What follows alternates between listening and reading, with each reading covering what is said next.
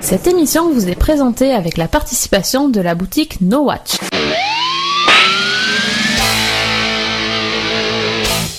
Salut à tous et bienvenue dans Slap, le podcast qui claque pour ne rien rater de l'actu des séries.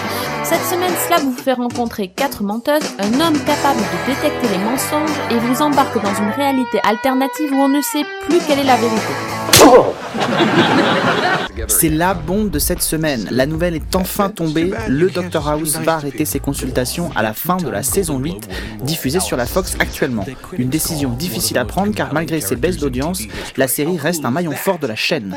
Le président de la Fox a déclaré « En 8 saisons, toute l'équipe de Dr House nous a apporté, ainsi qu'aux fans du monde entier, quelques-uns des personnages les plus remarquables et les plus attachants qu'on ait jamais vus à la télévision.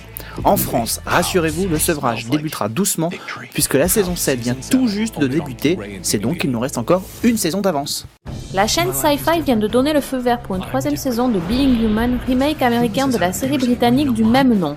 Les colocataires les plus étranges de Boston, à savoir un loup-garou, un vampire et une fantôme, vont continuer leurs aventures. 13 épisodes ont été commandés pour la saison prochaine. The River a été lancé la semaine dernière aux États-Unis et est déjà disponible légalement depuis la France. En effet, grâce à un partenariat audacieux entre, d'un côté, ABC Studios, qui dépend de ABC qui diffuse la série, et Amblin Film, la société de production de Steven Spielberg, un dispositif a été mis en place qui permet de voir la série en quasi-simultané avec les États-Unis, puisqu'en effet, chaque épisode va être mis à disposition seulement 24 heures après sa diffusion originale via la plateforme iTunes et ABC Tech. Début février avait lieu le Super Bowl aux USA, un événement majeur qui enchaîne les records d'audience. L'occasion de voir un beau match certes, mais aussi des bandes annonces de séries. Et cette année, on a eu droit à encore mieux, la crème des acteurs de NBC réunis dans le même clip et qui poussent la chansonnette. Alors, saurez-vous tous les reconnaître? Bad girl, what trouble have you got for me this time? Okay. C'est à partir du 26 février prochain, 20h40, que Orange Ciné Happy diffusera la seconde saison de Pretty Little Liars, diffusée aux États-Unis sur la chaîne ABC Family. Une saison 2 qui va offrir son lot de surprises à nos 4 héroïnes. Attention spoiler, dans cette nouvelle saison, les 4 héroïnes ne sont pas au bout de leur peine ni de leur surprise. Arya, Spencer, Anna et Emily étaient pourtant certaines que Ian, le mari de la grande sœur de Spencer, était l'assassin de leur amie Allison. Mais elles vont passer pour des menteuses et leurs parents vont devoir leur interdire de se voir. Si Spencer a vu Ian être assassiné sous ses yeux, à l'arrivée de la police, son cadavre avait disparu. Est-ce que Ian est vraiment mort? Est-il vraiment l'assassin d'Allison? Les 4 amis vont devoir redoubler d'efforts pour continuer leur enquête, sans compter que l'énigmatique A continue à jouer les corbeaux en leur envoyant des SMS et en continuant à les manipuler. On ne boude pas ce plaisir devant ce guilty pleasure naviguant entre teen show traditionnel et polar à la souviens-toi l'été dernier, à savourer sans retenue les soirs de grand froid.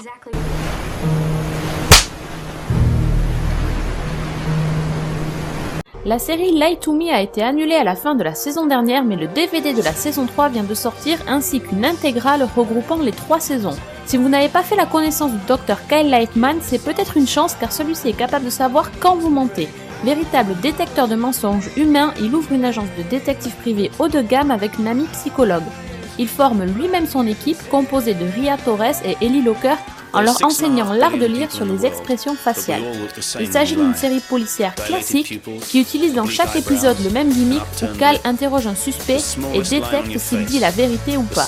Ce personnage, comme celui de Mentalist ou de Castle, a le don d'agacer les autres par son franc-parler et sa tendance à avoir toujours raison. Quant aux téléspectateurs, ils peuvent s'attacher à ce personnage pince sans rire interprété par l'anglais Tim Roth et se réjouir de ses interactions avec Gillian, jouée par Kelly Williams, vue dans The Practice.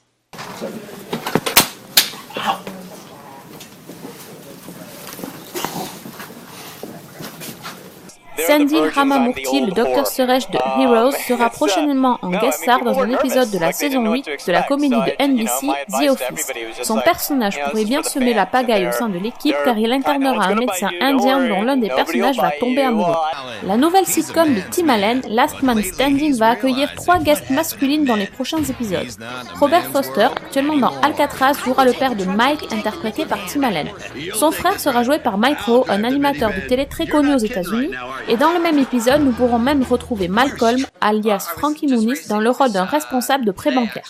Sean Astin, qu'on a pu voir au cinéma dans Le Seigneur des Anneaux, va jouer dans NCIS. Dans un épisode qui sera diffusé en mars, il incarnera le bras droit de Jamie Lee Curtis, qui sera un agent des opérations psychologiques qui travaille pour le département de la défense. L'icône des 70s, Jacqueline Smith, va apparaître dans un épisode des Experts Las Vegas dans lequel elle jouera la mère de Hodges. Henry Ian Cusick, connu pour être Desmond dans Lost, sera de passage dans le 19e épisode de Fringe. L'acteur incarnera un agent de l'FBI. La série Once Upon a Time va s'attaquer à un nouveau conte de fées très connu. Et pour l'occasion, elle va faire appel à une guest hors du commun. Roger Daltrey, le chanteur des Who, sera celui qui va doubler la fameuse chenille qui parle. Sanaa Lathan, qu'on avait pu voir dans Nip Tuck, et Jonathan Groff, qu'on avait pu voir dans Glee, ont intégré la distribution régulière de la saison 2 de Boss. La première campera Mona, le chef de cabinet de Ross, le rival de Kane, interprété par Kelsey Grammer. Quant au second, il interprétera Yann, un jeune et ambitieux employé du staff de ce dernier. David Schwimmer, alias Ross de Friends, a accepté de jouer dans 4 épisodes de la série Web Therapy dont Lisa Kudrow est la tête d'affiche. De belles retrouvailles en perspective pour les ex-Friends. À noter également que Courtney Cox a elle aussi déjà participé à la série, qui met en scène un psy bien barré qu'il consulte par internet. Une réunion Roseanne devrait avoir lieu dans Downwardly Mobile, la nouvelle série de Roseanne Barr pour NBC. Elle y incarnera la propriétaire d'un camping de mobil-home et la mère de substitution de ceux qui vivent là au cœur d'une difficulté énorme. John Goodman devrait également rejoindre le casting pour incarner un résident de cette communauté, également ami avec le personnage de Roseanne. On se quitte avec les images de Grey's Anatomy et son univers alternatif. Et oui, vous avez bien entendu, les scénaristes ont imaginé un épisode où Meredith se demande ce qu'aurait pu être sa vie si elle avait fait des choix différents. Intitulé If Then, l'épisode essaie de répondre à des questions comme que se serait-il passé si la mère de Meredith n'avait jamais eu la maladie d'Alzheimer?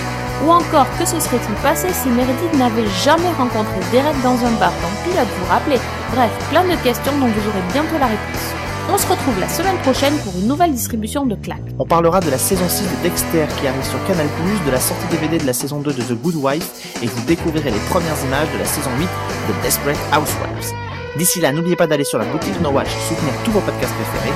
Bonne soirée à tous. Ciao.